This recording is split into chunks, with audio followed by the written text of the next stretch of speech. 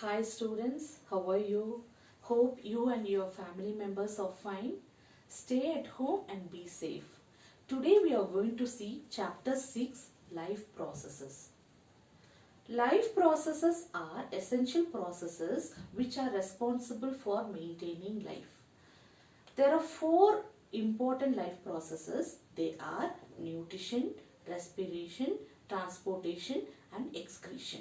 First we are going to see nutrition. Nutrition is a process of obtaining energy from food.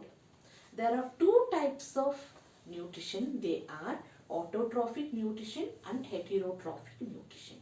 Autotrophic nutrition is preparation of food by the cells which contains chlorophyll through the process called photosynthesis. Example, green plants. Heterotrophic nutrition is depending upon other living organisms for food. Example, animals. First, nutrition in plants. Through the process of photosynthesis, plants prepares the food. It needs four raw materials. They are chlorophyll, sunlight, carbon dioxide and water. Chlorophyll, it is a green pigment which is already present inside the green plant cell. Sunlight, through sunlight, chlorophyll traps solar energy. Carbon dioxide is taken from the atmosphere through stomata. Water from the soil by the roots. Using all these four raw materials, plants prepare the food called starch. Next, nutrition in human beings. Pathway of human digestive system. Buccal cavity, esophagus, stomach, small intestine, large intestine, anus. Process of human digestive system. First one is buccal cavity, that is mouth, which is composed of teeth and tongue. Teeth plays an important role in grinding the food. Tongue plays an important role in rolling, tasting and swallowing the food. It also secretes saliva and mucus. Saliva secretes an important enzyme called salivary amylase. And students, in this topic, process of human digestive system, we are going to concentrate in enzymes and their role. Tongue secretes an enzyme called salivary amylase. Its role is to convert starch into sugar. Second one is esophagus. Esophagus undergoes peristalsis. Peristalsis is a process of pushing down of food from mouth to stomach by the contraction and relaxation of esophagus. Now the food reaches stomach. Here gastric glands are present which secretes gastric juice. Gastric juice are composed of three things: pepsin, hydrochloric acid and mucus. Pepsin helps in breakdown of proteins. Hydrochloric acid, it has two roles. One is killing microorganism present in the food, and also it makes the medium acidic, which makes the digestion easy. Mucus, it protects the lining of stomach from the effect of hydrochloric acid. Next, small intestine. Small intestine consists of intestinal enzymes which have three roles. They are converting carbohydrate into glucose, fats into fatty acid and glycerol, proteins into amino acid. Additionally, it also receives secretions from liver and pancreas. From liver, it receives bile juice, and from pancreas, it receives pancreatic juice. Bile juice are responsible for the digestion of fat. That is, larger fat globules are converted into smaller ones. Pancreatic juice consists of three enzymes. They are trypsin, amylase and lipase. Trypsin converts proteins into peptones. Amylase converts carbohydrate into simple sugars. Lipase converts fat into lipids. And also villi is present in small intestine. Villi is a finger-like projection which is present in the inner lining of the small intestine. Main important function of villi is absorption of digested food. Last one is large intestine. A large intestine role is absorption of excess water and also waste material. Here collection of waste material takes place and it excretes the waste materials out of the body through the opening called anus. Second process is respiration.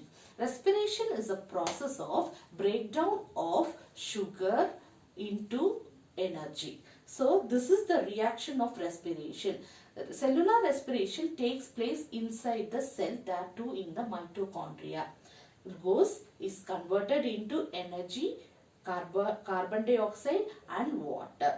For this reaction it needs oxygen. For this purpose only we are taking oxygen from the atmosphere.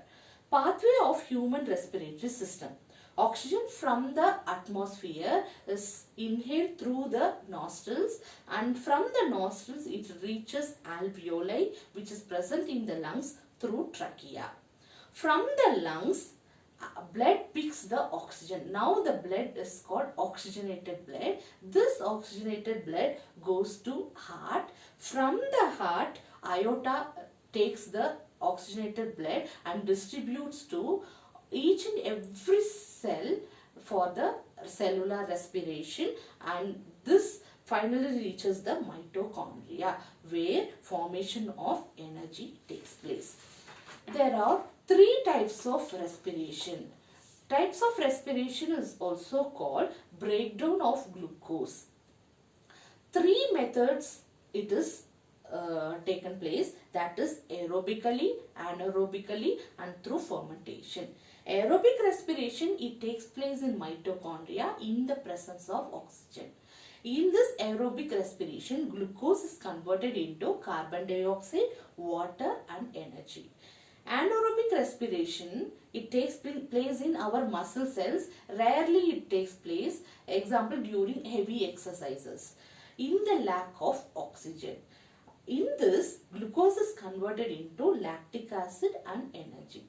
Fermentation takes place in yeast in the absence of oxygen. Here, glucose is converted into ethanol, carbon dioxide and energy. And the third process is called transportation.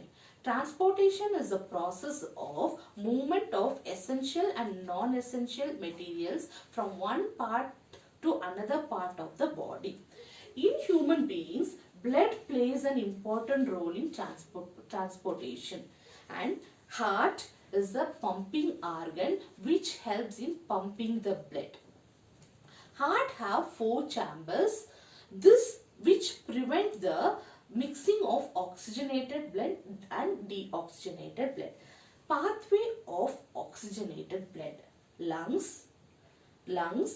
So we are intaking oxygen, it reaches the alveoli in the lungs and blood picks the oxygenated blood and it goes to the heart, to the part called left atrium. From left atrium it reaches left ventricle. From left ventricle it goes to different body organs. The blood vessels which helps in transporting oxygenated blood are aorta and pulmonary vein. So, the part of the heart which carries oxygenated blood are left ventricle and left auricle. The vessels which help in transporting oxygenated blood is aorta and pulmonary vein. Next, we are going to see pathway of deoxygenated blood.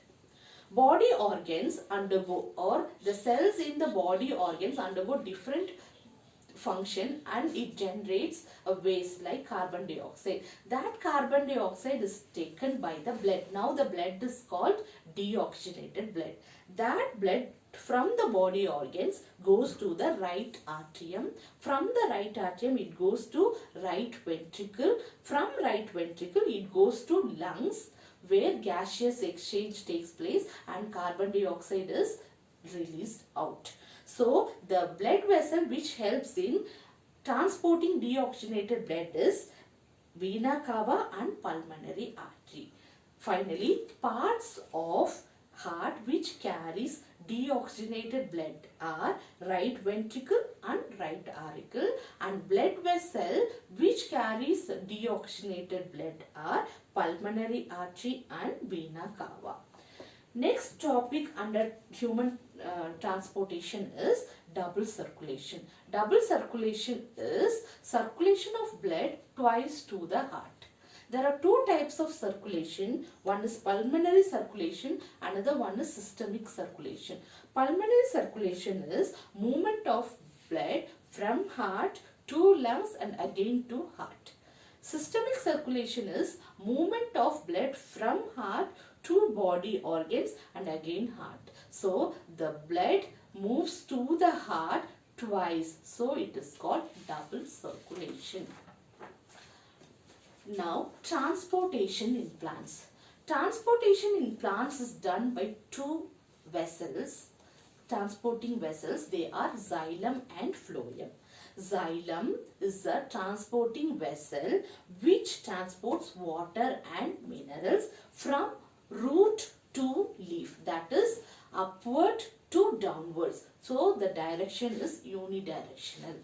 Next, phloem is another transporting vessel which helps in transporting products of photosynthesis from leaf to other part of the plant. That may be to the top of the plant or to the bottom, to the root. So the direction is bidirection, upward to downwards and downwards to upwards. So the direction is bidirectional. Last final process is excretion. Excretion is a process of removal or getting rid of waste materials out of the body. We are going to see human excretory system. Human excretory system consists of pair of kidneys, pair of ureter, urinary bladder, urethra. Pathway of human excretory system: kidney, ureter, urinary bladder and urethra. In kidney, purification of blood takes place, that is separation of blood and waste material, that is urea and uric acid. Now this filtered materials goes to urinary bladder and it is temporarily stored in urinary bladder and it is finally excreted through urethra. Thank you, students.